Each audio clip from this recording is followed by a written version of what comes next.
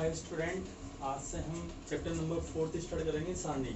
हमने chapter number 3 complete कर चुका है। यदि उसमें विविध में कोई भी क्वेश्चन नहीं आया आपको, तो आप क्या करना, व्हाट्सएप ग्रुप पे मेरे को बता देना, तो मैं आपको उसका वीडियो बना दूंगा। चैप्टर नंबर 4 देखना, सारणी, इसको बोलते हैं डिटर्मिनेंट्स। सारणी क्या होती है समझना। जैसे मैट्रिक्स तो हमने पढ़ लिया, मैट्रिक्स में पंक्ति भी होती है, स्तंभ भी होते हैं। इसी प्रकार सारणिक में भी पंक्ति होगी और स्तंभ होंगे। जैसे मैट्रिक्स में पंक्ति भी होती है, स्तंभ भी होते हैं, तो सारणिक में भी पंक्ति भी होंगे, स्तंभ भी होंगे। लेकिन सारणिक केवल वर्ग मैट्रिक्स की ही निकलती है, बनती है। सारणिक केवल वर्ग मैट्रिक्स की ही बनेगी, उसके अलावा किसी की सारणिक नहीं बनेगी। फिर रिपीट कर रहा हूँ, सारणिक केवल वर्ग मैट्रिक्स की ही होती है, अदरवाइज क्रम की सारणिक नहीं होती है। मान लिया कोई मैट्रिक्स 3/2 की है, मान लिया कोई मैट्रिक्स 3/2 की है, तो उसकी सारणिक नहीं बनेगी। मान लिया कोई मैट्रिक्स 3/1 की है, तो उसकी सारणिक नहीं बनेगी। सारणिक केवल वर्ग मैट्रिक्स की ही बनेगी। वर्ग मैट्रिक्स मतलब जिसमें पंक्तियों और स्तंभों की संख्या बराबर हो। मतलब सारणिक में सदैव वर्ग, पंक्तियों और स्तंभों की संख्या बराबर होगी। सारणिक में सदैव पंक्तियों और स्तंभों की संख्या बराबर क्यों होगी? क्योंकि सारणिक केवल वर्ग मैट्रिक्स की ही बनती है। सारणिक किसकी बनती है? वर्ग मैट्रिक्स की। इसकी परिभाषा समझने दो क्या है। प्रत्येक वर्ग मैट्रिक्स के संगत, वर्ग मैट्रिक्स होनी चाहिए, प्रत्येक वर्ग मैट्रिक्स के संगत एक सुपरिभाषित नियम के द्वारा, प्रत्येक वर्ग मैट्रिक्स के संगत एक सुपरिभाषित नियम के द्वारा एक संख्यात्मक मान का अस्तित्व होता है। मतलब एक वर्ग मैट्रिक्स लेंगे, उसके एक नियम के द्वारा, वर्ग मैट्रिक्स लेना है और उसमें एक नियम के द्वारा, सुपरिभाषित नियम के द्वारा एक संख्यात्मक मान निकलेगा, उसे हम क्या बोलेंगे? सारणिक कहते हैं। क्या बोलते हैं? सारणिक कहते हैं। फिर रिपीट कर रहा हूं, प्रत्येक वर्ग मैट्रिक्स के संगत एक सुपरिभाषित नियम के द्वारा एक संख्यात्मक मान या संख्या का अस्तित्व होता है, जो वर्ग मैट्रिक्स का क्या कहलाता है? सारणिक कहलाता है। सारणिक केवल वर्ग मैट्रिक्स का ही निकलेगा, अन्यथा वो दूसरी मैट्रिक्स का सारणिक नहीं निकलेगा। इसकी दूसरी परिभाषा देखो, वर्ग मैट्रिक्स एक ही सारणिक, मैट्रिक्स कौन से लिए बनने? वर्ग मैट्रिक्स के लिए बनने वर्ग। वर्ग मैट्रिक्स एक ही सारणिक को, ये जो अपन ये मॉड्यूलस बनाते हैं, मॉड्यूलस, इसको मॉड्यूलस नहीं पढ़ेंगे, सारणिक पढ़ेंगे। क्या पढ़ेंगे? ये तो सारणिक या डिटरमिनेंट, डिटरमिनेंट DETA से व्यक्त करते हैं, है ना। सारणिकों में या तो ऐसे व्यक्त, कोई भी सारणिक लिए, जैसे मैंने बी लिखा, इसको ये सारणिक भी पढ़ेंगे। क्या पढ़ेंगे? सारणिक भी पढ़ेंगे। क्या पढ़ेंगे? इसको सारणिक भी पढ़ेंगे, ठीक है। दूसरे शब्दों में सारणिक एक फलन। क्या है? सारणिक एक फलन है। ये देखो, F कोलन चिन्ह M एरो के, ये M क्या है? वर्ग मैट्रिक्स का समुच्चय। M क्या है? हम कोई भी वर्ग मैट्रिक्स का समुच्चय लेंगे, लेकिन उसका क्या होना चाहिए? एक मान होना चाहिए, वास्तविक या सम्मिश्र संख्या होनी चाहिए। क्या लिखा? दूसरे शब्दों में सारणिक एक फलन F M से K, जहां M सभी वर्ग मैट्रिक्स का समुच्चय है। M क्या है? वर्ग मैट्रिक्स का समुच्चय है। और K क्या है? वास्तविक संख्या या सम्मिश्र संख्या का समुच्चय है। मतलब हम कोई भी वर्ग मैट्रिक्स लें, उसका जो मान निकलेगा वो वास्तविक भी हो सकता है और सम्मिश्र संख्या भी हो सकती है, लेकिन एक निश्चित नियम के द्वारा ही परिभाषित होगा। लिखा हुआ है सुपरिभाषित नियम के द्वारा, एक नियम होगा, उसके अनुसार हम सारणिक को हल करेंगे तो एक संख्या आएगी। क्या आएगी? संख्या आएगी। कि देखो, मैंने ये नोट डाल के लिखा है आपको, केवल वर्ग मैट्रिक्स की ही सारणिक होती है। मैट्रिक्स की सारणिक किसकी होगी? केवल वर्ग मैट्रिक्स की, केवल वर्ग मैट्रिक्स की सारणिक होती है ना। इसको हम क्या पढ़ेंगे? सारणिक के पढ़ते हैं। क्या पढ़ते हैं? ये अपने मॉड्यूलस नहीं पढ़ेंगे, इसको क्या पढ़ेंगे? सारणिक। दो ऐसे दो कोलन, ये दो डंडे खींचेंगे, उसके बीच में अपन कोई भी कैपिटल अक्षर लिख देंगे, उसे हम सारणिक पढ़ते हैं। क्या पढ़ते हैं? सारणिक ए को क्या पढ़ेंगे? सारणिक ए पढ़ते हैं। जैसे मैंने यहाँ लिखा बी और ये लिखा, इसको सारणिक बी पढ़ेंगे। जैसे मैंने यहाँ लिखा सी, इसको सारणिक सी पढ़ेंगे। क्या पढ़ेंगे? समझ में आ गया सारणिक कैसे पढ़ेंगे, ठीक है। अब सारणिक एक संख्या होती है। सारणिक क्या होती है? एक संख्या। सारणिक क्या? एक संख्या। मैट्रिक्स क्या होती है? नंबरों की व्यवस्था होती है। मैट्रिक्स क्या होती है? नंबरों की व्यवस्था। और सारणिक क्या होती है? एक संख्या है। सारणिक केवल एक संख्या है। एक संख्या को हम बहुत तरीके से लिख सकते हैं, बहुत प्रकार से लिख सकते हैं। एक संख्या को बहुत प्रकार से लिख सकते हैं, उसे हम क्या बोलेंगे? सारणिक कहेंगे। यहाँ लिखा हुआ है मैंने, सारणिक एक संख्या होती है। सारणिक एक संख्या होती है जिसे कितने भी प्रकार से लिखा जा सकता है। सारणी एक संख्या होती है। अब इसको समझाऊंगा मैं एग्जांपल से, आपको ये समझ में आ गया। आपको सारणी की परिभाषा याद है। सारणी सिंपल सी एक चीज आनी है, सारणी क्या है? एक संख्या है। सारणी एक संख्या है जिसे हम कितने भी प्रकार से लिख सकते हैं। सारणी एक संख्या है जिसे हम कितने भी प्रकार से लिख सकते हैं। तो प्रथम कोटि के मैट्रिक्स का सारणी किसकी? प्रथम कोटि। प्रथम कोटि मतलब जिसमें एक पंक्ति और एक स्तंभ हो। प्रथम कोटि के मैट्रिक्स का सारणी पढ़ रहे हैं। प्रथम कोटि के मैट्रिक्स का सारणी है ना। सारणी 2, इसका मान 2 होगा। क्या होगा? 2। ये सारणी -1, ये -1 ही रहेगा। ये इसको मापांक नहीं पढ़ना है, इसको मापांक नहीं पढ़ना है। एक कोटि की सारणी, एक कोटि की सारणी में जो संख्या अंदर लिखी हुई है वही उसका आंसर होगा। जैसे मैंने यहाँ लिखा ये 3, ये सारणी के, तो इसका मान 3 ही होगा। क्या होगा? 3। जैसे मैंने लिखा -2, तो इसका आंसर -2 होगा। इसको मॉडुलस नहीं पढ़ना है। वैसे हम मैथ्स में मॉडुलस पढ़ते हैं इसको, लेकिन अभी सारणी वाले चैप्टर में इसको मॉडुलस नहीं पढ़ेंगे। मैंने यहाँ लिखा रखा है, देखो, एक कोटि के सारणी को मापांक नहीं समझना है। एक कोटि मतलब जिसमें एक पंक्ति और एक स्तंभ, मतलब एक ही अवयव हो। ऐसी सारणी जिसमें केवल एक ही अवयव हो, ऐसी सारणी जिसमें एक ही अवयव से एक कोटि के मैट्रिक्स का सारणी कहेंगे, है ना। उसे मापांक नहीं समझेंगे, क्योंकि मापांक सदैव क्या होता है? धनात्मक होता है। अभी यदि ये मापांक होता तो यहाँ +2 लिखते हम। यदि इसको मापांक पढ़ते तो यह +2 हो जाता, लेकिन इसको हमें मापांक नहीं पढ़ना है। इसको केवल क्या पढ़ना है? सारणी पढ़ना है। क्या पढ़ना है? तो देखो क्या लिखा, एक कोटि के सारणी को मापांक नहीं समझना है, क्योंकि मापांक सदैव धनात्मक होता है। और जबकि सारणी का मान धनात्मक ऋणात्मक कुछ भी हो सकता है। जैसे ये देखो, ये सारणी 3, इसका मान 3 है। तो सारणी -2, इसका मान -2 है। सारणी का मान वही रहेगा जो एक कोटि के सारणी में, यदि प्लस है तो प्लस में रहेगा, माइनस तो माइनस में रहेगा, लेकिन मापांक में तो हमेशा प्लस में रहता है। ये एक कोटि की सारणी समझ में आ गई। अब 2 कोटि की सारणी देखना। द्वितीय कोटि की मैट्रिक्स का सारणी क्या पढ़ रहे हैं हम? द्वितीय कोटि के मैट्रिक्स का सारणी। अब द्वितीय कोटि का मैट्रिक्स किसे बोलते हैं? जिसमें 2 पंक्ति हो 2 स्तंभ हो। द्वितीय कोटि का मैट्रिक्स किसे कहेंगे? जिसमें 2 पंक्तियां और 2 स्तंभ हो। तो 2 कोटि के मैट्रिक्स का सारणी क्या हुआ? जिसमें 2 पंक्तियों 2 स्तंभों से 2 कोटि का सारणी बोलेंगे। अब इससे दे दिया मैंने आपको ये लिखाया था। सारणी एक क्या है? संख्या होती है, जिसे कितने भी प्रकार से लिख सकते हैं। इसको एग्जांपल समझाता हूँ मैं आपको, देखना समझना। इसको मैं रफ कर देता हूँ।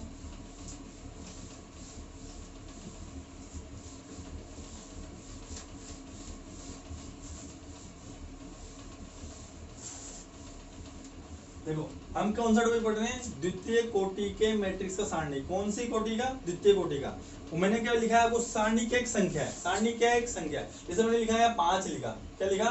5। अब 5 को 2 कोटि के मैट्रिक्स सारणी के रूप में लिखूं, कैसे भी लिख सकते हैं हम, देखना। जैसे मैंने सारणी से ये सारणी ये लिखा 5, 5, ये 4, ये 5। ये 5 लिखने का तरीका हो गया। कैसे? इसको सोल्व कैसे करेंगे, देखना। इन दोनों को मल्टीप्लाई करना है। इन दोनों को मल्टीप्लाई कर 5 × 5 25, फिर माइनस का चिन्ह लगाना है। 5 4 जा 20, और 25 में से 20 गए, मतलब 25 में से 20 गए तो कितने बचे? 5। तो ये 5 को लिखने का तरीका हो गया ना। 5 को और तरीके से भी लिख सकते हैं हम, किसी भी प्रकार से लिख सकते हो आप। जैसे मैंने लिख दिया यहाँ पे 8 और 5, 8 पंजे 40। अब 40 में से घटे जब 5 बचे 35, तो ये 7 और ये 5। देखो, ये इन दोनों को मल्टीप्लाई करो। 8 पंजे 40 और 7 पंजे 35, तो 40 - 35 कितना बचा? 5। तो हमने 5 को लिखने का तरीका लिखा ना। सारणी क्या है? संख्या है। सारणी क्या है? संख्या है, जिसे हम कितने भी तरीके से लिख सकते हैं। ये एक तरीका ये हो रहा है। 5 को मैं और तरीके से भी लिख सकता हूँ, आराम से लिख सकते हैं हम। देखो, बताओ आप, कुछ भी लिख सकते हैं अपन अपनी मर्जी से। जैसे मैंने यहाँ लिख दिया 7, और ये लिख दिया मैंने 5, 7 पंजे 35। अब 35 में से घटाएं कि 5 बचे 30 घटाएंगे, तो ये 6 और ये 5। तो देखो, 7 पंजे 35। इन दोनों को मल्टीप्लाई करना है।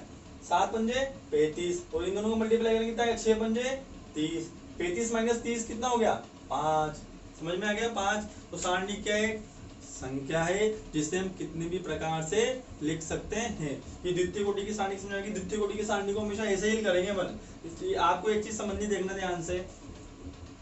ये देखो, समझो, इसको बोलते हैं अग्रविकर्ण। क्या बोलते हैं? अग्रक।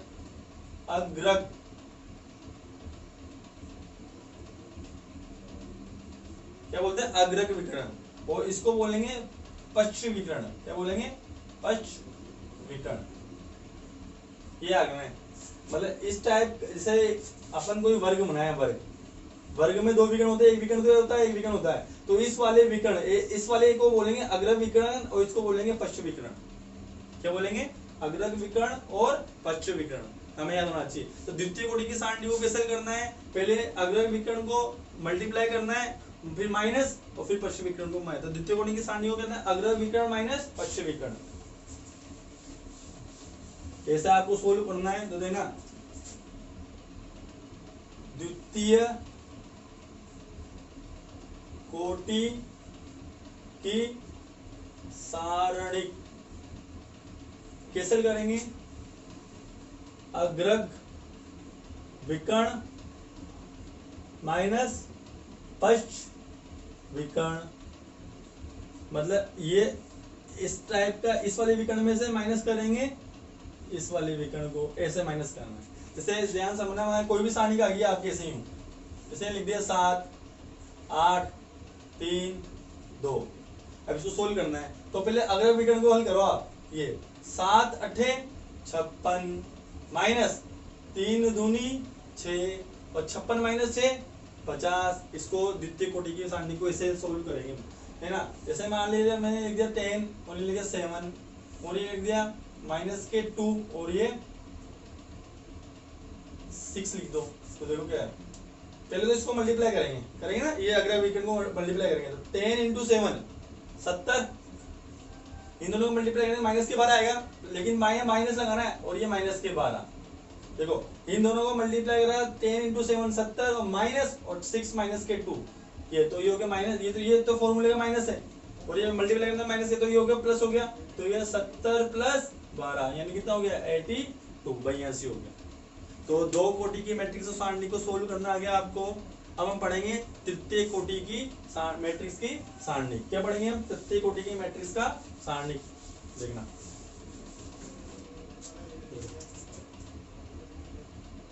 तृतीय, देखना तृतीय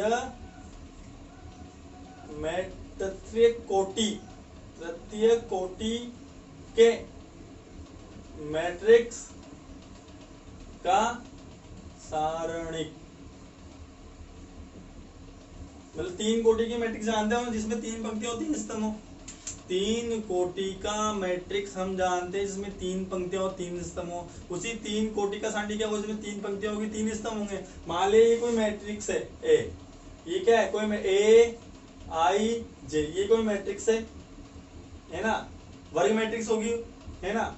ये m इंटू एम, तो इसका सारणिक देना क्या हुआ, सारणिक ये ए आई जे, ये सारणिक ये m इंटू एम। हमने क्या पढ़ा, क्या पढ़ रहे, तृतीय कोटि, 3 कोटि का मतलब जिसमें 3 पंक्तियां हो 3 स्तंभ हो। तृतीय कोटि के मैट्रिक्स सारणिक में ये तो वर्ग मैट्रिक्स है, तो इसके संगत क्या हो गया, सारणिक बन गया। तृतीय कोटि का सारणिक देखना, एग्जाम्पल समझना आप। मान लिया मैंने कुछ भी लिखा 3 कोटि का सारणिक, जैसे देखना ये A11 A12 A13 A21 A22 A23 A31 A32 A33। ये तृतीय कोटि का सारणिक है। ये 3x3 कोटि का क्या है, सारणिक है। इसमें 3 पंक्तियां हैं, पहली पंक्ति, दूसरी पंक्ति, तीसरी पंक्ति। स्तंभ भी 3 है, पहला स्तंभ, दूसरा स्तंभ, तीसरा स्तंभ। ये 3 कोटि की क्या है, सारणिक है। मतलब तृतीय कोटि के मैट्रिक्स का सारणिक। 3 कोटि का, इसको यदि यूं लिख दूंगा तो ये, यदि इसको अपन ऐसे लिख दिया तो ये क्या बन जाएगा, मैट्रिक्स। क्या बन जाएगा, मैट्रिक्स। लेकिन अब इसको ऐसे नहीं लिखना है, ये क्या सारणिक पढ़ रहे तो ये क्या आएगा, सारणिक कैसे आएगा, और ये कोई तृतीय कोटि की सारणिक है। इसको देखो, एक कोटि की सारणिक तो हमने पढ़ ली ना, एक कोटि की सारणिक में जो मान है वो उसका आंसर होगा। जैसे यहाँ अपन एक कोटि की सारणिक में क्या लिखा, ये सारणिक 3 तो 3 ही हुआ, माइनस के 2, ये सारणिक माइनस के 2 तो माइनस के 2 हुआ। यहाँ लिखा मैंने माइनस के 5 सारणिक, माइनस के 5 माइनस के 5 हुआ। और 2 कोटि की सारणिक मैंने आपको सोल्व करना सिखाया था। अब हम सीख रहे हैं तृतीय कोटि की। हम इस बुक में, इस चैप्टर में 3 कोटि की मैट्रिक्स सारणी पढ़ेंगे, 1 कोटि की, 2 कोटि की और 3 कोटि की। 3 कोटि की सारणी कैसे है, या सोल्व कैसे करना है आपको पता ही है, हम इसको पढ़ना जानते हैं। ये आगे जो पंक्ति होती है पीछे स्तंभ होते हैं, तो ये पहली पंक्ति पहले स्तंभ का अवयव है, ये पहली पंक्ति दूसरे स्तंभ का अवयव, देखो पहली पंक्ति दूसरे स्तंभ का अवयव है ना, देखो ये पहली पंक्ति और तीसरे स्तंभ का अवयव है। देखो इसको पढ़ना आना चाहिए, मैट्रिक्स में पढ़ चुके हैं हम, पढ़ा है हमने। ये देखो ये दूसरी पंक्ति, कौन सी पंक्ति है, दूसरी पंक्ति और तीसरा स्तंभ, तो दूसरी पंक्ति और तीसरे स्तंभ का अवयव है। इसको सोल्व कैसे करना है देखना, हम तृतीय कोटि की सारणिक को सोल्व करने के लिए किसी भी पंक्ति या किसी भी स्तंभ के अनुदित प्रसारण कर सकते हैं या प्रसार कर सकते हैं। तृतीय कोटि के मैट्रिक्स को सारणिक, तृतीय कोटि के मैट्रिक्स का सारणिक को हल करने के लिए हम किसी भी पंक्तियों किसी भी स्तंभ के संगत प्रसार कर सकते हैं। कैसे सोल्व करेंगे ध्यान समझना आप।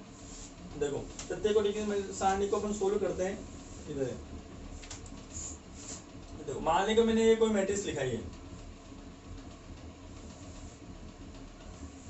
ये A11 A12 A13 A21 A22 A23 A31 A32 A33। तो देखना ये पहली पंक्ति मतलब R1, दूसरी पंक्ति R2, तीसरी पंक्ति R3, पहला स्तंभ C1, दूसरा स्तंभ C2, तीसरा स्तंभ C3। तो मैं देखो क्या लिखूंगा देखना, पहली पंक्ति R1 के अनुदिश प्रसरण, इसको प्रसार बोलते हैं, प्रसार करने पर। तो कैसे करेंगे ध्यान समझना, तृतीय कोटि के साथ देखना, पहला अवयव लिखा अपन ने, ये पहली पंक्ति के अनुदिश कर रहे हैं बंदे ना, समझना ध्यान से, पहली पंक्ति के अनुदिश प्रसारण करने पर। तो पहली पंक्ति तो ये है ना, पहली पंक्ति ऐसे देखिए, तो पहली पंक्ति का पहला अवयव क्या है, A11।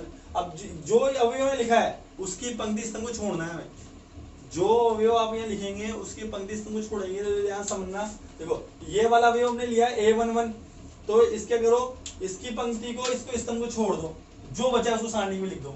ये बचा है, देखो दिख रहा है आपको, तो हमें देखो क्या लिखना है, मैं यहाँ क्या लिखूंगा, A22 A23 A32 A33। ये अब यहाँ लगाएंगे माइनस, अभी समझो माइनस क्यों लगाया।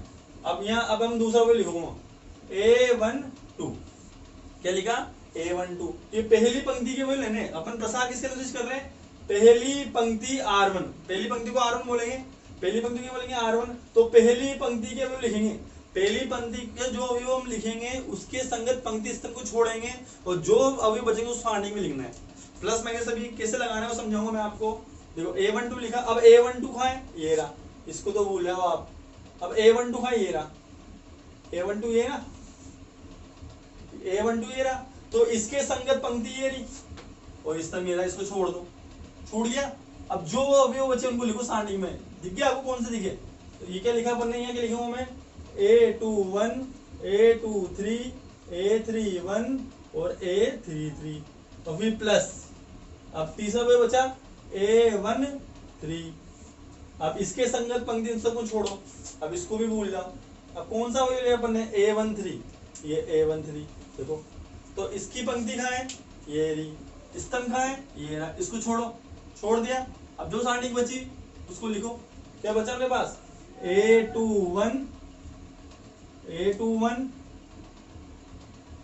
A22 और A31 और A32। ठीक है, समझना ये इसको अब इसको तो सोल्व करना आता है अपन को। अरे द्वितीय कोटि की सारणी पढ़ी ना अपन ने, इसको सोल्व करना अपन को आता है। देखो ध्यान देना, A11 इसको सोल्व करेंगे, इसको पहले मल्टीप्लाई करेंगे दोनों को, तो क्या हो बताओ, A22 A33 माइनस A32 और A23, इन दोनों को मल्टीप्लाई करा है और फिर इन दोनों को मल्टीप्लाई करा, माइनस तो ये आएगा इसी, माइनस A12। अब इन दोनों को सोल्व करो, इन दोनों को मल्टीप्लाई करेंगे तो A21 और A33 minus A3 A23 plus A13। अब इन दोनों को मल्टीप्लाई करो, A21 A32 माइनस A31 और A22, इसको सोल्व करेंगे और आंसर आ जाएगा। अब देखो प्लस माइनस कैसे लगाया जाए समझना, देखो प्लस माइनस देखो कैसे लगाएंगे, तो ये 1 1 है ना, इनको जोड़ेंगे हम, इनको जोड़ेंगे। 1 और 1 कितना हुआ 2, 2 सम है, सम आएगा तो प्लस लगाएंगे और विषम आएगा तो माइनस लगाएंगे। फिर रिपीट कर रहा हूं मैं, यदि सम आया, या ये हमें याद है ये पंक्ति और ये स्तंभ है, तो ये इन दोनों को जोड़ना है। 1 1 2 सम है इसलिए इसके आगे प्लस है, 1 और 2 3 3 विषम है इसलिए माइनस आएगा, ये माइनस आ गया। A1 3 1 और 3 कितने हुए 4 4 तो सम है इसलिए यहाँ पे प्लस आएगा। मतलब ये I और J अपन लिखते ना ऐसे AIJ, I प्लस J, मतलब I और J को जोड़ेंगे, I और J को जोड़ेंगे, I का मतलब पंक्ति और J का मतलब स्तंभ। यदि जोड़ने पर सम आया, यदि जोड़ने पर सम आया तो अवयव के आगे प्लस लगाएंगे, और यदि जोड़ने पर माइनस आया तो अवयव के आगे माइनस लगाएंगे। सॉरी, अब जोड़ने पर सम आया तो अवयव के आगे प्लस लगाएंगे, और जोड़ने पर विषम आया तो अवयव के आगे माइनस लगाएंगे। ठीक है, आपको समझ में? ऐसे हम किसी भी पंक्ति किसी भी स्तंभ के अनुसार प्रसारण कर सकते हैं, किसी भी पंक्ति। अब हमें याद रखना है, जब भी 3 कोटि की सारणी को हल करेंगे, जब भी 3 कोटि की सारणी को हल करेंगे तो उस पंक्ति या उस स्तंभ के अनुसार प्रसार करेंगे जिसमें ज्यादा जीरो। फिर रिपीट कर रहा हूं मैं, सारणी को हल करते समय, सारणी को हल करते समय उस पंक्ति या उस स्तंभ के अनुदिश प्रसार या प्रसरण करेंगे जिसमें अधिक जीरो विद्यमान हो। यदि पहली पंक्ति में 2 जीरो आ रहे हैं और तीसरी पंक्ति में 1 जीरो आ रहा है तो पहली पंक्ति के अनुदिश प्रसारण कर देंगे।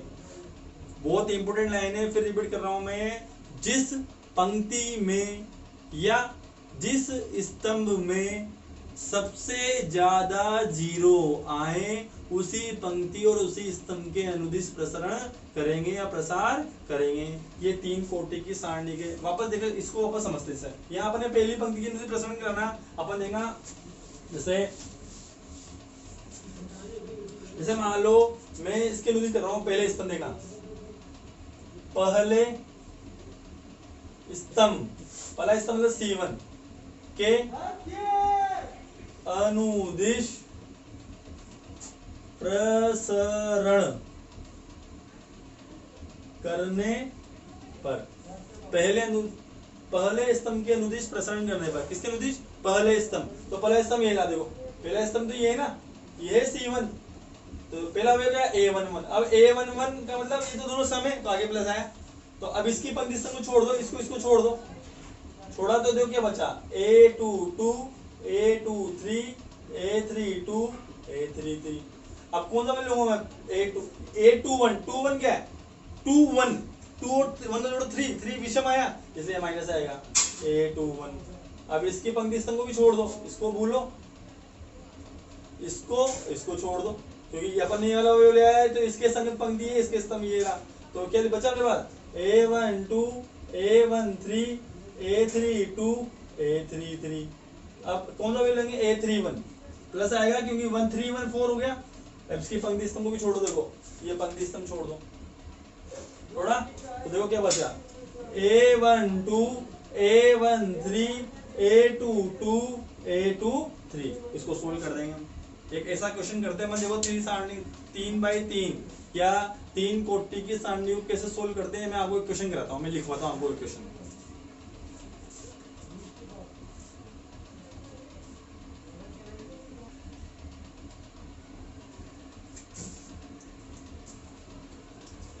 देखो ये 3 बाई 3 कोटि की सारणी के इसको सोल्व करना है, सोल्व करना अपन को मैंने बताया दिया आपको कैसे सोल्व करेंगे, लेकिन 3 कोटि की सारणी को सरल करने के लिए उस पंक्ति या उस स्तंभ के अनुदिश प्रसरण करते हैं जिसमें ज्यादा जीरो। देखो ये पहली पंक्ति है, ये दूसरी पंक्ति है, ये तीसरी पंक्ति है, तो दूसरी पंक्ति में कितने जीरो है? 2, तो हम दूसरी पंक्ति के अनुदिश प्रसरण करेंगे। किसके अनुदिश? इसका सॉल्यूशन देखना, यहाँ लिख देता हूँ मैं, देना दूसरी पंक्ति मतलब R2 के अनुदिश प्रसरण करने पर, किसके अनुदिश करेंगे? R2 के अनुदिश। तो देखना R2 के अनुदिश देखना ये रहा, तो अब देखो R2 तो ये ना, तो ये कौन सा वेव है?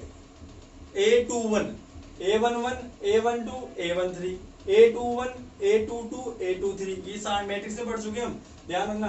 तो मैंने यहाँ 5 लिखा, सारणी के का मान निकाल रहे हैं, तो 5 लिखूंगा तो इस 5 वाली पंक्ति स्तंभ को छोड़ देंगे, ये 5 वाली पंक्ति और स्तंभ को मैंने छोड़ दिया, तो क्या बचा -7 13 11 और 2।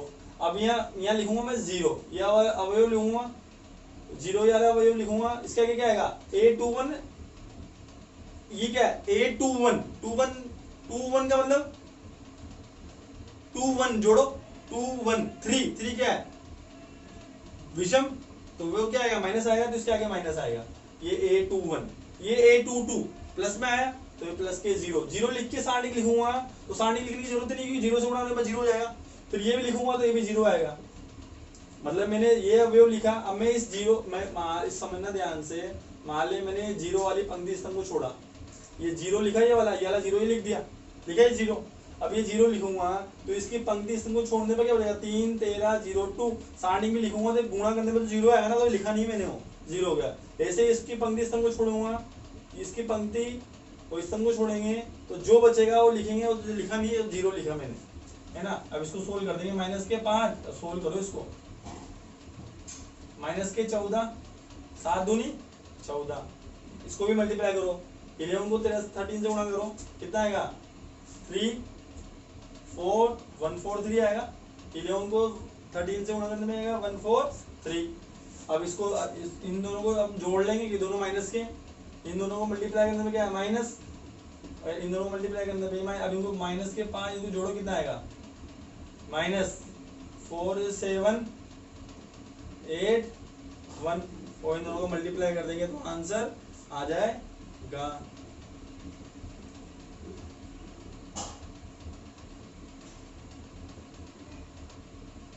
जोड़ लो कितना आएगा 4 3 7, और ये सॉरी गलत हो गया 5 157, इन दोनों को मल्टीप्लाई करेंगे तो आंसर आएगा, इन दोनों को मल्टीप्लाई करने में कितना आएगा 7 8 5, मल्टीप्लाई कर लेना आप, ये आ जाएगा आंसर। प्लस में आएगा, क्यों आया क्योंकि माइनस और ये माइनस हो गया प्लस हो गया, माइनस हो गया प्लस हो गया।